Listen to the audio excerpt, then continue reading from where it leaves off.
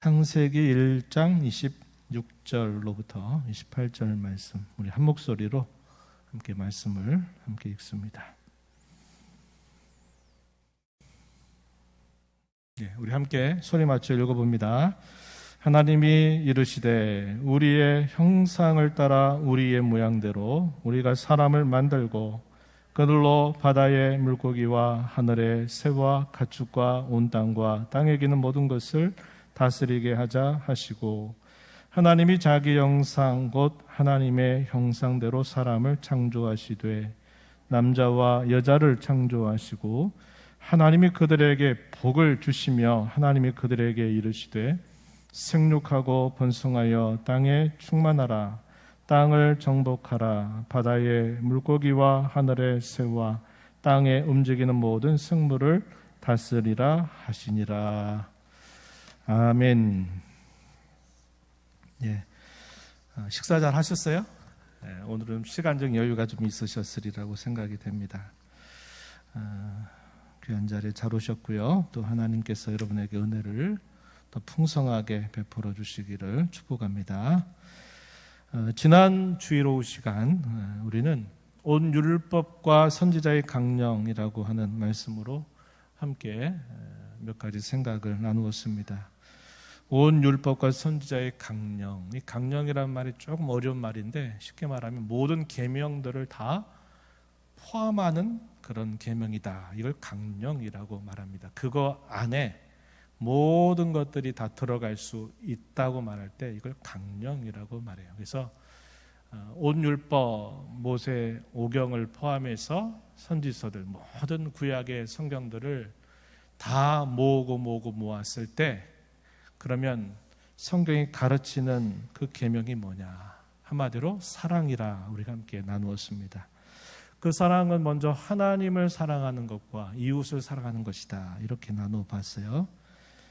그런데 안타깝게도 사람은 이러한 계명을 지킬 수 없는 처지에 놓였습니다. 그 이유는 사람이 타락한 상태에 있기 때문이다. 그렇게 우리가 생각해 봤습니다. 이 범죄와 타락으로 모든 비참이 시작되었다 생각해 봤죠. 이 비참이라고 하는 말은 자기가 살고 있던 본래의 고향을 떠남으로써 느끼는 고통이나 외로움, 이런 것들을 뜻해 주는 말입니다.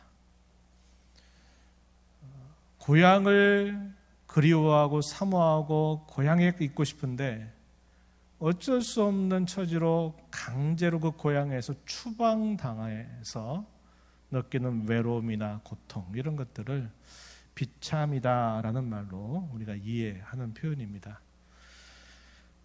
여러분 고향 땅에 돌아가고 싶은 마음이 있을런지 모르겠어요. 이건 아마 서로 다를 거예요. 가끔 한번 가보고 싶은 마음을 가진 분도 계시긴 하겠지만 내가 고향에 돌아가서 마무리 지어야 되겠다, 이런 분은 많지 않을 수도 있겠다 생각이 됩니다. 여기서 우리가 비참이라고 하는 말을 생각할 때 가장 먼저 성경에서 떠올리는 우리의 고향이 어딜까요? 어딜까요? 에덴 동산입니다. 에덴 동산.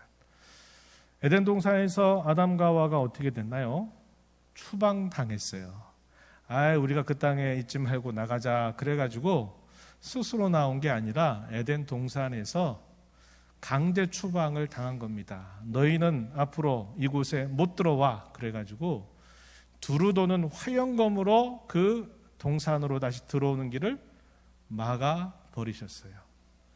그리고 어느 정도의 시간이 흘러가지고 노아의 홍수가 일어나면서 그 에덴 동산의 흔적이 어디로 사라졌는지 알 수가 없는 상황이 되어버렸습니다. 수많은 문학가들이나 수많은 사상가들은 그때를 이렇게 표현하는 거죠. 신라곤의 고통이다. 신라곤의 외로움이다. 이런 표현을 해요. 낙원을 잃어버린 그런 고통, 그런 슬픔, 그런 외로움, 이렇게 표현하곤 하는 것입니다.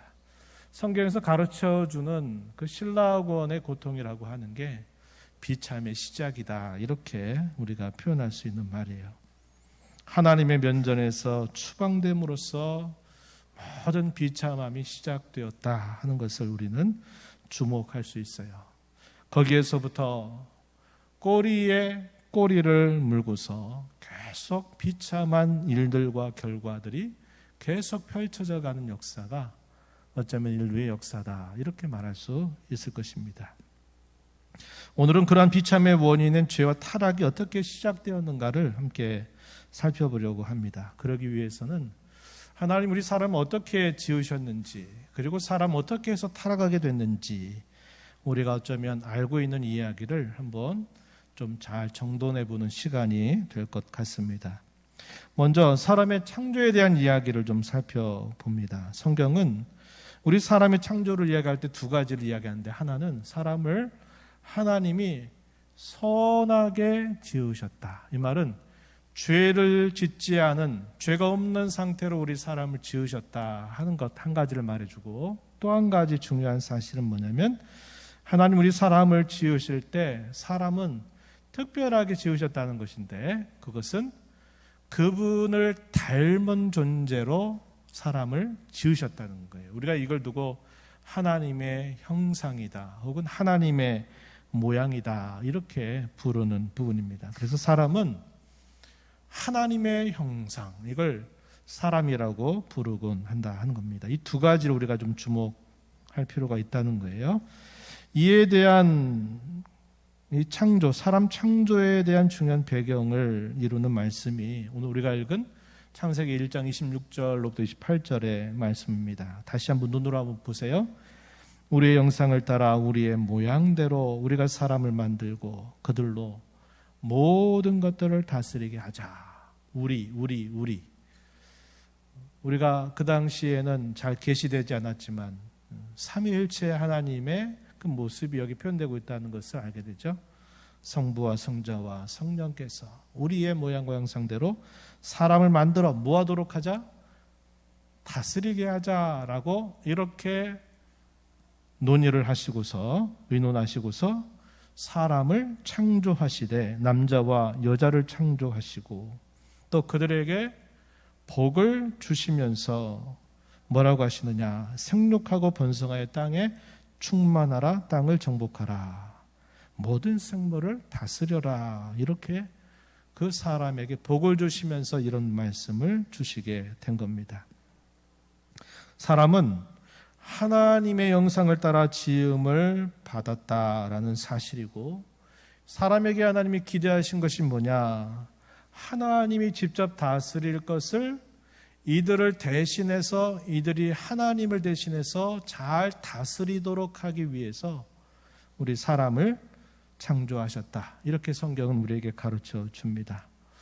우연히, 아주 우연히 단세포 생물들이 모여가지고 생명체를 이루다가 그 생명체가 더 복잡한 구조를 만들게 되면서 마침내 사람이 만들어진 게 아니라, 하나님은 처음부터 우리 사람을 디자인하셔서, 계획하셔서 사람을 만드셨는데, 그분의 형상과 모양을 따라 우리 사람을 만드시고서 아무 목적 없이 그저 주어진 대로 인생 살다가 죽으면 끝나는 것이 아니라, 하나님께서 창조하신 세계를 하나님이 직접 다스리는 게 아니라 이 그분의 모양대로 만드신 이 사람을 통해서 잘 다스려 가도록 하는 본분을 맡겨주신 자로 하나님이 사람을 창조하셨다 하는 겁니다.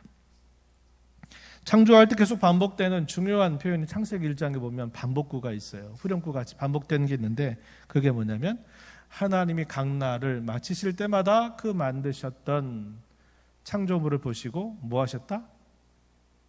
좋아하셨다, 기뻐하셨다, 이렇게 말씀합니다.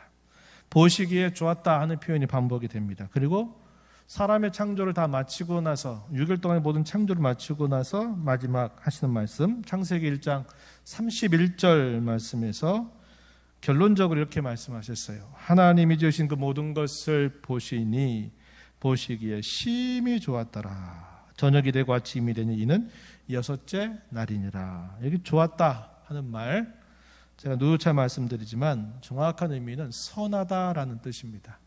왜냐? 우리 한국말로 좋다라는 말은 누차 얘기하지만 굉장히 주관적인 말로 이 말을 우리가 많이 사용하기 때문에 그래요. 저는 좋아요. 근데 예를 들어서 여러분은 별로 안 좋을 수도 있잖아요. A라고 한 사람에게는 좋은데 B라고 한 사람에게는 별로 안 좋고 그냥 늘상 그런 거 이렇게 느낄 수도 있고, 반대로 그게 무척 싫은 사람이 또 있는 거예요. 좋다 싫다 하는 말은 자기가 느끼는 어떤 주관적인 감정이나 상태에 따라서 얼마든지 표현하고 있는 말이에요. 그 말로 우리가 성경에 나타나고 있는 이 좋았다라는 말을 이해하면 우리같이 어쩔 땐 좋고 어쩔 땐 나쁘고 어쩔 땐 별스럽지 않고 이런 식의 이해가 될 수 있기 때문에 정확한 표현으로 번역하면 선하다 이 말이 맞습니다. 히브리어로 토브라는 말을 사용하는데요. 좋다 이 말은 선하다. 이것은 아까도 말씀드렸듯이 사람은 본래부터 죄악을 가진 사람으로 지음받은 것이 아니라 죄가 없는 상태로, 그리고 하나님의 모양과 형상을 따라 지음받아서 특별한 지혜와 능력을 부여받은 그런 사람으로 지음받았기 때문에 하나님이 요구하시는 어떠한 말씀이든 그분이 무엇을 원하시는 마음이든 사람이 깨달을 수 있는 총명함이 있었고 그걸 실행할 수 있는 능력을 가지고 있었다 하는 것입니다. 사람은 하나님의 형상대로 창조되었습니다. 이 형상이라고 하는 말은 어떤 말이냐면 쉽게 말하면 닮았다 이렇게 이해할 수 있는 표현이에요. 우리 예수님에 대한 별칭이 하나 있는데 여러 많은 별칭 가운데 골로새 1장 15절 말씀에 보면요, 이런 별칭이 있어요. 우리 예수님을 표현할 때 그분을 보이지 아니하시는 하나님이다 이렇게 표현을 합니다. 보이지 아니하시는 하나님의 형상이다. 보이지 않는 것을 보이는 형식으로 나타난다. 그럴 때 이걸 형상 혹은 모양이란 말로 사용을 합니다. 우리가 하나님은 영이시다. 이 말은 하나님이 우리의 눈에 보이는 이런 형태로 눈이나 코나 입을 가지고 계신 분이 아님을 말해주는 거죠. 그래서 하나님을 보이지 않는데 사람들은 보이지 않는 하나님을 상상 못합니다. 그러니까 뭔가 좀 보이는 형태로 계속 만들고 싶은 마음이 생겨요. 구약시대 수많은 우상들을 만들게 되는 그 배경에는 이런 게 있어요. 보이지 않는 것을 어떤 형식이라도 보이는 형태로 만들고 싶은 것입니다. 그러다 보니까 형상을 만들고 그것들이 결국은 하나님을 왜곡하게 만들고 잘못되게 만들어서 결국은 범죄로 빠지게 만드는 일들이 늘 반복되었던 것을 우리는 기억합니다. 어쨌거나 이 형상이라고 할 때 예수님은 우리와 같은 사람이 되셔서 이 땅에 오셨어요. 그래서 그분은 눈이 있고 우리와 똑같은 모양을 가지고 계셨기 때문에 예수님을 보면 누구를 알 수 있는 거예요? 보이지 않는 하나님이 누구이신가를 알 수 있게 된 겁니다. 그래서 예수님을 별칭으로 보이지 않는 하나님의 형상이다 이렇게 부르곤 했던 것입니다. 그러면 사람이 하나님의 형상이다라고 하는 이 말은 쉽게 말하면 우리 사람은 하나님의 모습을 반영하는 존재다 이런 뜻을 가지고 있는 겁니다. 다른 모든 피조물도 사실상 보게 되면 뭐가 나타날까요? 하나님의 놀라우신 지혜가 있다는 것을 발견하고 하나님의 그 크신 능력이 그 안에 있다는 걸 발견해요. 예를 들면 여러분들이 자연 다큐멘터리라든지 또 우주에 관한 어떤 다큐멘터리 어떤 TV나 이런 걸 통해서 보게 되면 우주나 또 식물이나 동물 그 어떤 것들도 자세하게 보면 볼수록 참 신기하고 오묘한 일이 많다는 것을 알게 되죠. 그런 면에서 모든 하나님이 지으신 모든 피조물에는 그 하나님의 어떠하심이 반영이 되어 있긴 해요. 하지만 가장 잘 반영하는 존재가 누구냐면 우리 사람이다 하는 겁니다. 그래서 우리 사람은 각별하게 지음을 받아서 하나님을 반영할 수 있는 그런 특별한 존재로 지음을 받았음을 말해줍니다. 그러면 이렇게 하나님의 모습을 반영하는 것이 어떻게 나타날까? 성경을 통해서 우리가 살펴보면 한 3가지 정도로 정리해 봅니다. 한번 따라해 보실까요? 의로움, 2번째 거룩함, 3번째 지식. 의로움과 거룩함과 지식으로 그것이 잘 요약되고 있다는 것을 성경이 가르쳐 줍니다. 이에 대한 구절은 우리 많이 들어본 구절일 거예요. 에베소서 4장 24절 말씀에 보면은 이런 말씀을 하십니다. 그러니까 우리 함께 말씀 한번 읽어볼까요? 함께 우리 한 목소리로 읽어보겠습니다. 시작. 하나님을 따라 의와 진리의 거룩함으로 지으심을 받은 새 사람을 입으라. 예. 바울 사도가 에베소 교회에서 구원받은 신자들을 두고 새 사람이다 부르면서 그 새 사람이 어떤 모습을 가지고 있는가 할 때 여기 하나님을 따라 의와 진리의 거룩함으로 지으심 받은 존재 이렇게 설명해 주고 있어요. 이와 비슷한 병행구가 있는데요. 골로새서 3장 10절 말씀에 보면 이렇게도 표현되고 있습니다. 예, 한번 여러분 성경 구절을 보세요. 새 사람을 입었으니 이는 자기를 창조하신 이의 형상을 따라 지식에까지 새롭게 하심을 입은 자니라. 이렇게 말해서 여기서 표현되고 있는 이 새 사람의 모습, 여기에는 새로운 지식, 새롭게 된 지식을 가지고 있는 것으로 표현되고 있습니다. 이 지식에서 가장 중요한 건 뭘까요? 보이지 않는 하나님을 내가 알게 된다는 거예요. 이러한 지식이 없는 사람은 많이 배우고 학식이 높고 박사학위를 많이 가지고 있고 해도 보이지 않는 하나님을 알지 못합니다. 하나님 없다고 말해요. 그런 하나님이 어디 있냐고 반문합니다.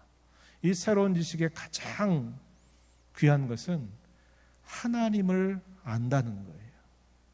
이것은 학식으로 배워서 학위 가지고 있어서 아는 것이 아니라 이렇게 새롭게 지음을 받은 구원받은 신자들만 이런 새로운 지식을 갖게 된다고 하는 거예요. 그래서 수많은 앞서 믿음의 선배들 또 많은 고난과 시련의 시대를 살았던 수많은 그리스도인들은 죽음의 위협 앞에서 그리스도를 부인하지 않았습니다. 황제를 숭배하라고 하는 그 칼끝을 목에 대고서 위협을 해도 나는 그리스도를 부인할 수 없습니다. 살아계신 그 주님을 나는 결코 부인할 수 없습니다. 이렇게 말하는 것은 그들이 미치광이 미련한 자가 아니라 이러한 놀라운 지식을 가지고 있기 때문에 목숨보다 더 그 신앙을 소중하게 여기는 마음이 있으니까 죽음의 현장으로 두려움 없이 나아가는 그런 신앙의 모습을 보여주었다 하는 것이죠. 그래서 이와 같이 하나님의 형상이라고 말할 때 이러한 새로운 지식, 참된 의로움과 참된 거룩함, 이것이 하나님의 모습을 반영하는 것으로 성경은 우리에게 가르쳐 주고 있습니다. 그러면 우리가 좀 생각해 볼 게 있어요. 하나님이 그분의 형상대로 우리 사람을 만드셨던 그 중요한 목적이 뭘까 할 때 하나님의 형상인 사람에게 하나님이 요구한 게 뭐냐면 하나님의 어떠하심 혹은 하나님의 모습을 살아가는 삶 속에서 잘 드러내라. 반영을 하도록 해라. 이렇게 말하는 겁니다.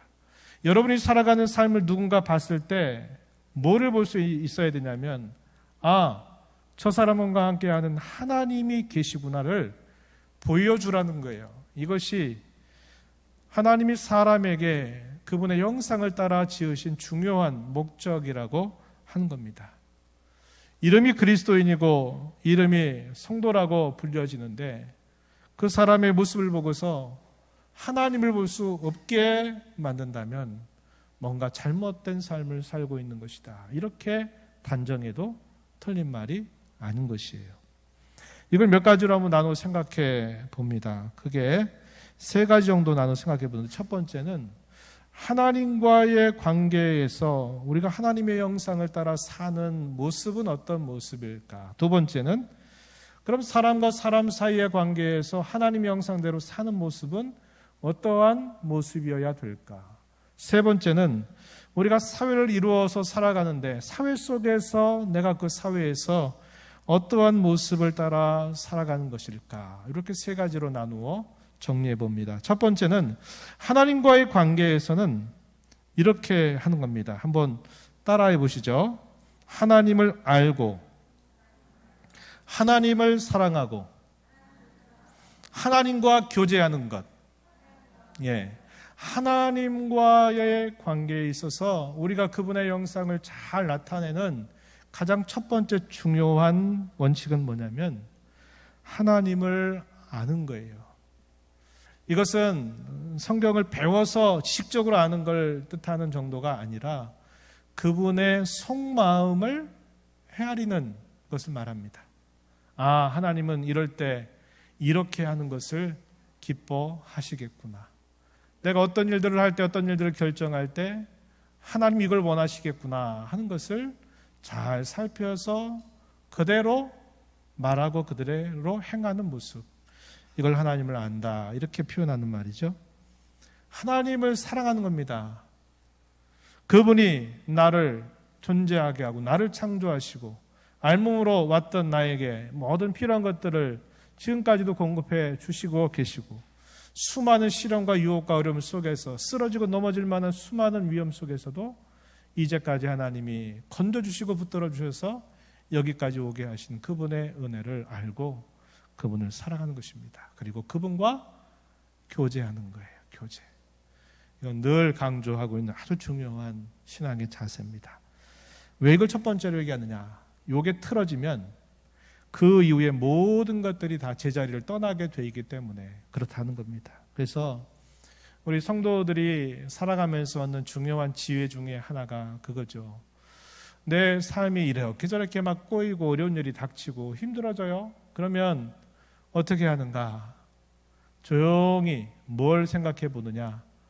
하나님과 내가 어떻게 교제하고 있는가를 되돌아보면 다 원인이 거기에서 발견되고 그리고 그것이 잘 점검이 돼서 자리가 잡혀가면 다른 것들이 마치 퍼즐이 맞춰져 가듯이 하나씩 자리를 찾아가게 된다는 것을 우리가 알게 되는 겁니다. 그래서 우리 성도들은 하나님과 관계를 늘 점검하는 것이 가장 중요한 문제의 해결점이다 하는 것을 기억하는 것이죠. 두 번째는 사람과의 관계에서는 하나님의 영상의 모습을 잘 드러내는 것은 하나님의 성품을 잘 드러내는 일에 있다. 하나님 성품을 드러내는 것에 있다. 이것을 꼭 우리가 기억하고 힘써야 하겠습니다. 우리가 이루는 가정에서 또 우리가 이루는 교회에서 하나님의 형상을 잘 반영하는 일에 주의를 기울여야 합니다. 그분의 성품을 잘 나타냄으로써 이것이 가능해지게 될 것입니다. 조금 전 살폈던 것처럼 참된 의로움, 참된 거룩함, 하나님을 아는 특별하고 새로운 지식, 이것들이 우리의 가정과 교회에서 잘 반영이 되도록 먼저 노력을 하고 또 이러기 위해서 다른 사람에게 있어서도 그 모습을 잘 드러낸 일에 주의를 기울여야 합니다. 여기서 우리가 꼭 구별해야 될 것이 하나 있는데 그건 뭐냐면요. 어떤 사람은 타고난 성품하고 하나님의 성품을 혼동하는 사람들이 있어요. 저 사람 본래부터 옛날부터 온유했어. 저 사람 본래부터 잘 화를 안 내더군. 이런 것과 하나님의 성품을 별것 아닌 것처럼 이렇게 혼동하지 말아야 합니다. 여기서 말하는 이 성품이라고 하는 것은 그 사람의 본래 타고난 성격과 다른 것이에요. 이것은 그가 그리스도로 인격적으로 만나서 변화되어서 빚어지고 있는 그의 인격, 그의 모습을 표현하고 있는 말이다 하는 겁니다. 그걸 무시하고 내가 그리스도인이 되어서 내가 어떻게 새 사람이 되었는가를 무시하고 본래 저 사람은 성격이 차분한 사람이야. 본래 저 사람은 잘 화를 안 내. 이런 것과는 혼동하지 말아야 한다 이 말입니다. 그래서 이런 하나님의 성품은 내가 만들어지는 게 아니라 먼저는 선물로 주어지는 것이고 그 주어진 선물을 내가 잘 믿음으로 간수하고 잘해서 그것을 잘 드러내는 일에 힘을 기울여야만 되는 것입니다. 그래서 이런 모든 일에 있어서 여러분들이 만나는 사람들, 직장에서 혹은 지나가는 길가에서 혹은 이런저런 이해관계로 만나는 사람들의 앞에 여러분이 하나님의 성품을 잘 드러낸 일에 주의를 기울이고 또 주의를 기울이는 자세를 가질 것을 하나님 우리에게 원하신다 하는 것입니다. 세 번째는 사회적인 그런 관계에서 어떻게 하나님의 영상을 드러내는가. 그것은 우리가 읽었던 창세기 1장 26절로 28절 말씀에서 확인한 것처럼 하나님의 다스림을 잘 나타내는 데 있다 하는 겁니다. 여기 정복하고 다스려라 하는 이런 표현들, 이것은 무작정 사람이 창조세계의 주인이 돼서 마치 폭군처럼, 마치 독재자처럼 하고 싶은 대로 마음대로 하라 하는 그런 의미가 결코 아니에요. 여기서 말하는 여기 다스려라, 충만하라, 정복해라 하는 이런 하나님의 이 말씀은 하나님이 하실 일을 우리 사람이 청지기같이, 지혜로운 종같이 그걸 잘 알아서 그분의 의도와 뜻을 따라서 그것을 잘 드러내야 된다 하는 것을 가르쳐 주는 말씀입니다. 하나님의 다스림을 잘 드러내는 청지기가 되라, 이것을 가르쳐 줘요. 그럼 어떻게 이렇게 할 수 있을까요? 우리 한국교회의 많은 사람들은 이 부분에 대한 오해가 깊습니다. 어떤 오해냐? 우리 예를 들어 중고등부 아이들 중에, 청년 중에 신앙 좋은 아이가 있으면 옛날 분들 다 어떻게 합니까? 야, 너 신앙 좋으니까 너 목사 되라, 이렇게 말해요. 그 말에는 일면 또 좋은 말도 있지만 또 거기에는 오해가 있는 겁니다. 어떤 오해일까요? 신앙이 다 좋으면 목사가 되라고 말하고, 신앙이 다 좋으면 선교사 되라고 말하고, 신앙이 좋지 않으면 다른 거 해도 된다, 이 말입니까? 그런 게 아니거든요.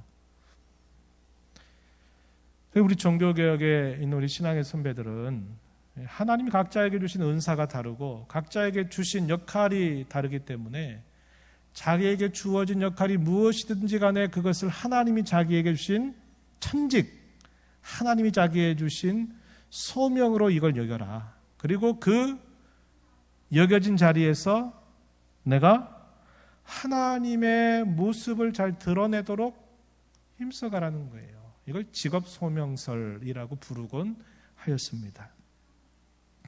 자기 어떤 형편에 있든지 어떤 상황에 있든지 무엇을 하든지 간에 하나님의 어떠하심을 잘 드러내는 것, 그것이 우리가 사회를 살아가면서 힘써야 될 하나님의 형상을 따르는 삶이다, 이렇게 정리를 할 수 있다 하는 겁니다.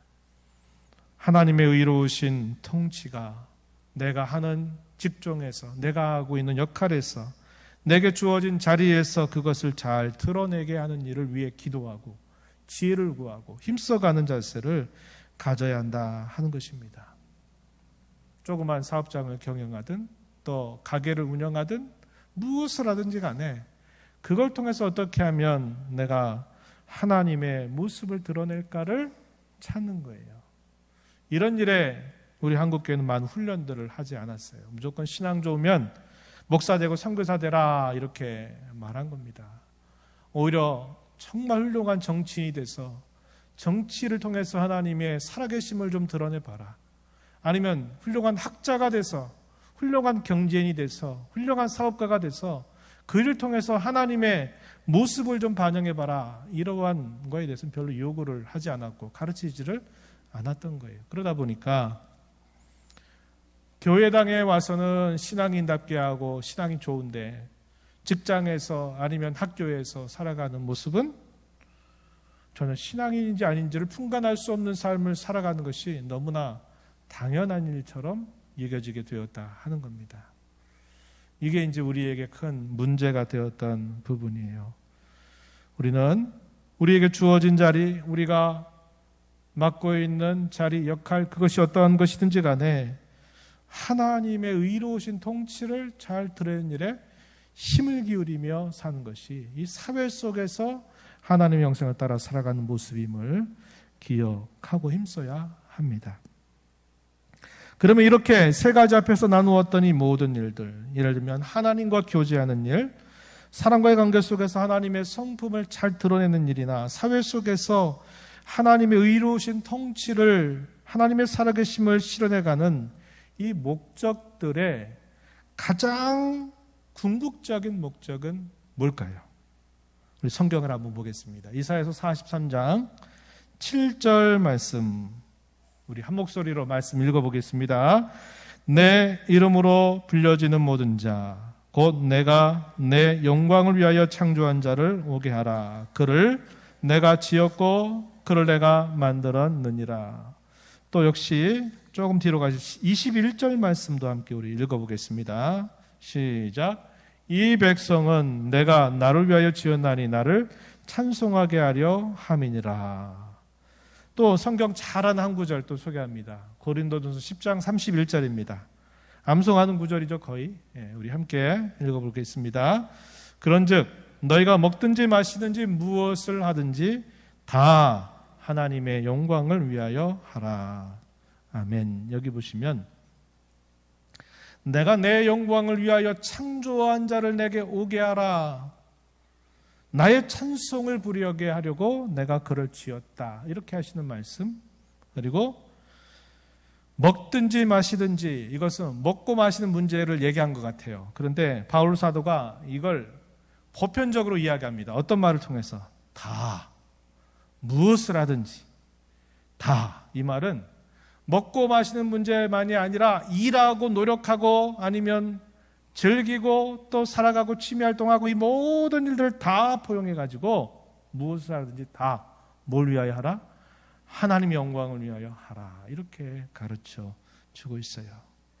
우리가 이렇게 하나님과의 관계에서 또 사람과의 관계에서 사회 속의 한 일원으로서 이렇게 힘을 기울이는 가장 목적 중의 목적, 궁극적인 목적은 뭐다? 하나님 영광이다. 하나님 찬양이다. 여기에 그 목적이 있음을 우리에게 가르쳐 주고 있다 하는 겁니다. 이러한 의도를 가지고 하나님 우리 사람을 그의 형상을 따라 만드셨지만 그의 이런 의도와 목적은 범죄와 타락으로 인해서 그것이 다 무시되어 버리는 일이 발생된 것입니다. 성경은 그 첫 원인이 첫사람이었던 아담과 하와의 범죄와 타락 때문에 그렇게 된 것이다. 이렇게 가르쳐 주고 우리가 살고 있는 이 땅의 현주소는 바로 그러한 자리에 있다. 이렇게 성경 가르쳐 줍니다. 제가 낮예배 설교 중에 그런 말씀을 드렸죠. 물어봤잖아요. 여러분, 죄 없는 세상을 한번 상상해 보신 적 있습니까? 지금 죄가 없는 세상, 성경의 첫 창조, 타락 이전의 그 세계보다 더 나은 세계를 한번 상상해 볼 수 있습니까? 제가 이런 질문을 던졌어요. 낯선 이야기예요. 그러나 성경은 첫 창조 때 타락 이전보다 더 좋은 상태로 우리의 미래를 약속하고 있다는 게 성경의 궁극적인 소망이 되고 있다는 것을 우리가 함께 살펴보았습니다. 우리의 현주소는 어떤 현주소냐? 이 범죄와 타락의 질서 아래에 있는 현주소다 하는 것을 우리는 기억하게 됩니다. 그래서 하나님이 우리 사람을 처음 지을 때 주셨던 그 본래의 첫 모습은 이 죄와 타락으로 인해서 이것이 완전히 망가져 버렸다. 이렇게 생각하시면 돼요. 새 차를 뽑아가지고 도로를 딱 가고 있는데 갑자기 불의의 사고를 만나면서 새 차가 완전히 망가져서 가까스로 살짝 굴러갈 정도가 됐다고는 할까요? 이런 정도로 범죄와 타락은 이 하나님의 형상의 이런 멋지고 아름다운 모습을 이렇게 완전히 망가뜨려 버렸다고 하는 겁니다. 그럼에도 불구하고 이 하나님의 형상은 완전히 사라지지 않도록 하나님이 붙들어 주셨어요. 하지만 그것은 매우 치명적인 결과를 가져왔다는 것을 성경은 가르쳐 줍니다. 제가 성경 한 곳을 또 좀 소개해 보죠.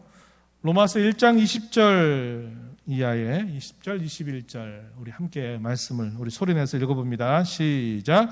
창세로부터 그의 보이지 아니하는 것들 곧 그의 영원하신 능력과 신성이 그가 만드신 만물에 분명히 보여 알려졌나니 그러므로 그들이 핑계하지 못할지니라. 21절.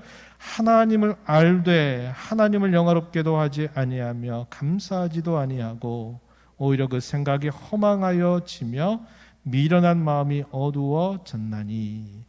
이 로마서 1장 20절 21절은 언제적 얘기냐? 처음 창조받았던 그 상태 이야기가 아니라 그 이후에 죄와 타락 상태에 있는 보편적인 모든 사람들의 현주소가 그와 같이 되었다 알려주는 말씀이에요. 그게 뭐냐면 하나님을 알기는 해요. 그런데 아주 확실하고 선명하게 아는 게 아니라 기억 속에 아련히 떠오를 듯 말을 듯 이렇게 의식되는 존재가 돼버린 거예요. 이걸 뭐라고 말하냐 한번 따라해 보시죠. 종교의 씨. 네, 종교의 씨. 이걸 종교의 씨라고 부르는 겁니다. 본래 하나님 외에 참신이 없는데 이 하나님에 대한 의식이 아주 희미하게 기억날 듯 말 듯 이건 살아있어요.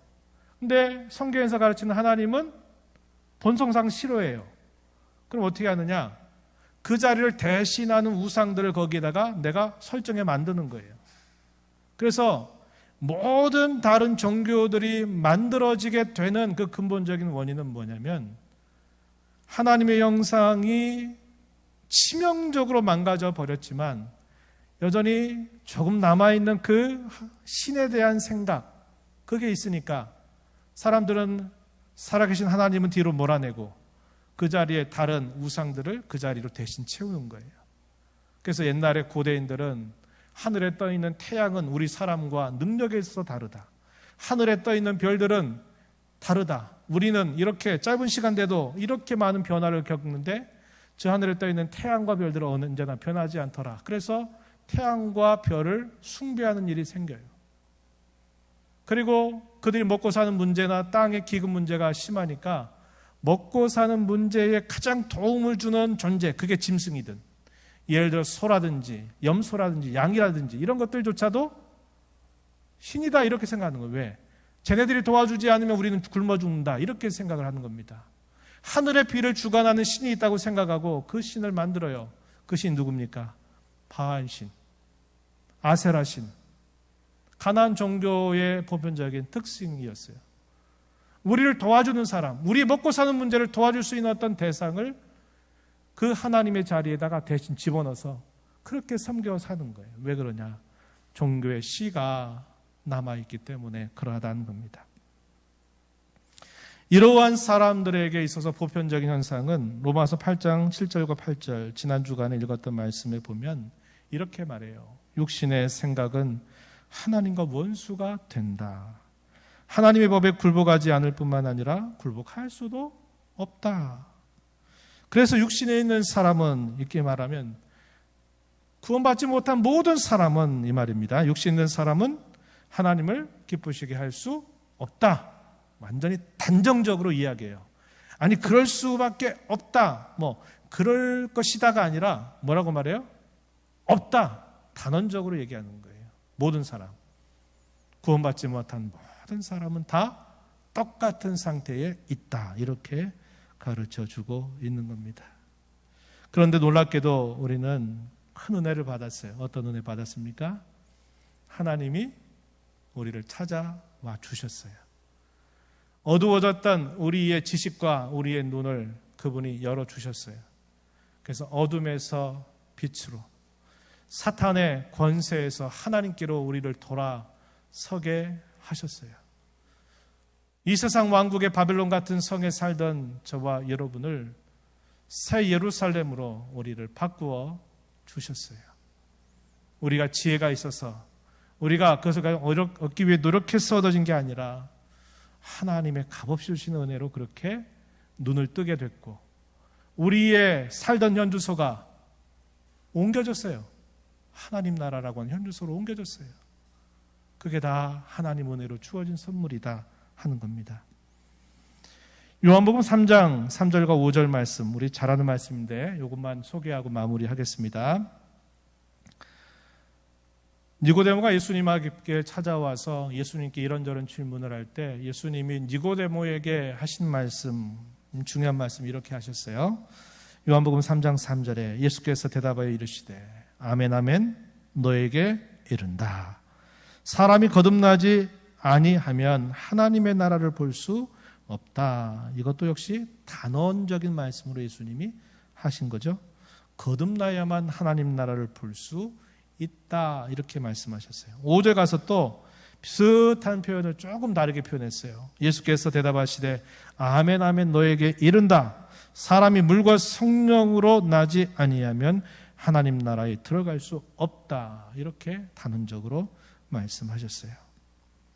아까 제가 요한계시록을 설명드리면서 1000년 동안의 통치에 참여하는 자들이 첫째 부활에 참여한 자들이다. 이 첫째 부활은 육체적으로 부활한 자들을 말하는 게 아니라 영적으로 부활한 자들이다 할 때 제가 뭐라고 설명드렸냐면 거듭난 사람. 요한복음 여기 3장 3절 5절에서 말하는 그가 그리스도를 만나서 그가 다시 태어난 사람. 아까 살폈던 말씀을 보면 새 사람이 된 사람들이라고 제가 말씀을 드렸어요. 우리에게 완전히 왜곡되고 완전히 망가져버린 이 하나님의 형상을 회복하는 유일한 길은 그 형상을 처음 우리에게 만들어주신 주님께 돌아가는 데 있다. 그분을 나의 구주로, 나의 주님으로 영접하고 받아들이고 그분을 믿는 데 있다. 성경이 가르쳐주는 유일한 해법입니다. 그리스도의 대속으로 저와 여러분을 구원하셔서 잃어버렸고 일그러졌던 이 하나님의 형상을 회복시켜 주신 하나님의 은혜에 우리는 감사해야 합니다.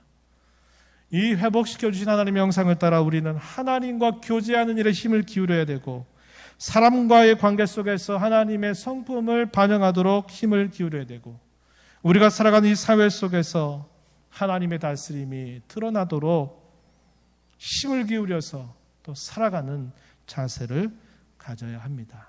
그걸 통해서 우리 하나님께 찬양과 영광을 올려드려야 하는 것입니다. 이 한 주간 흩어진 교회로 또 흩어져 살아가는 우리 모든 삶 속에 이런 말씀 마음에 새긴 자로 힘써 살아가는 한 주간 그리고 남은 삶이 되기를 진심으로 바랍니다. 하나님 아버지 감사합니다. 오늘도 저희들을 불러주셔서 하나님 우리 사람을 창조하실 때 어떻게 창조하셨는지 특별히 우리 사람을 하나님의 형상을 따라 지으시면서 무엇을 기대하셨는지를 저희가 살펴보았습니다. 하지만 저희들의 현주소는 일그러졌고 망가졌고 완전히 없어지지 못해 간간히 남아있는 상태에 있음도 저희가 살펴보았습니다. 우리 주 예수 그리스도께서 저희들에게 찾아오셔서 저희들의 어두운 눈을 밝혀서 보게 하시고 믿게 하시고 잃어버렸던 하나님의 형상을 다시 회복할 수 있는 귀한 은혜를 베풀어 주신 것을 다시 한번 확인합니다. 이 은혜에 감사하고 저희가 살아가는 삶 속에서 이 하나님의 형상을 잘 드러내는 삶이 되도록 인도하여 주옵소서. 예수님